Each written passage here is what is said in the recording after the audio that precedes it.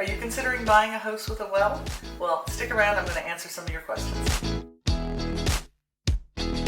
Mitchell Realty at RE/MAX in St. John, and I'm here to answer your frequently asked questions. So you're considering buying a house with a well, and if you've been on municipal water your whole life, it may seem a little strange and a little daunting, but don't be overwhelmed by it. So talk about it in two different terms. The buying process, when you're buying a house, there's two types of water tests. There's a basic water test for potability, meaning you can drink it, and that is required by the banks. And so if you're getting a mortgage, you will have to get that, and it has to come in with 0, 0. You can't have any parts of coliform or choline. There's also a second test, which we call an extended test or a full mineral test, and I believe it's 24 minerals and chemicals that they test for. Everything from water hardness to saltiness, and then it gets into some arsenic and cadmium and magnesium and all kinds of other chemicals.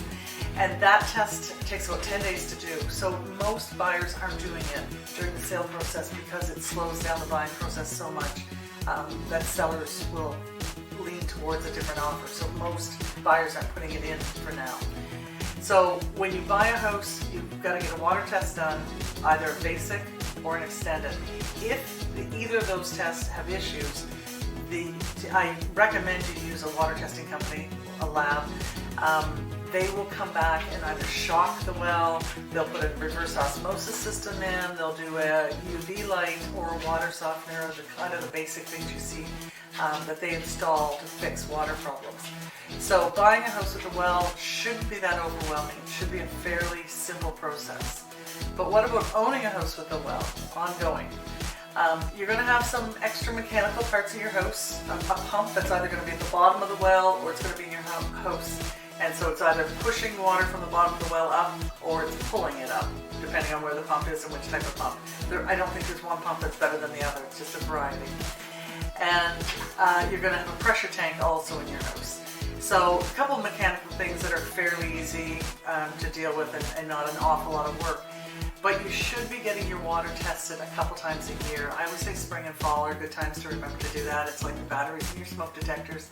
But check your water just to make sure that there's no issues with it. From a pressure point of view, you may find it a little less pressure than you'd find on municipal water. And also that sometimes in the summer months, especially if it's been a really dry summer, that the well will have trouble refilling. And so you might have to be a little more cautious about your water usage, but I don't find that's an issue very often in residential homes. It tends to be more of an issue in camps and that type of thing. So, but yeah, don't be overwhelmed by a well. They provide great water and it's a very reliable source. Control your own water. Thanks for watching our video on water and our frequently asked video series. If you have any questions or comments, please just reach out to me. I'd be happy to answer them.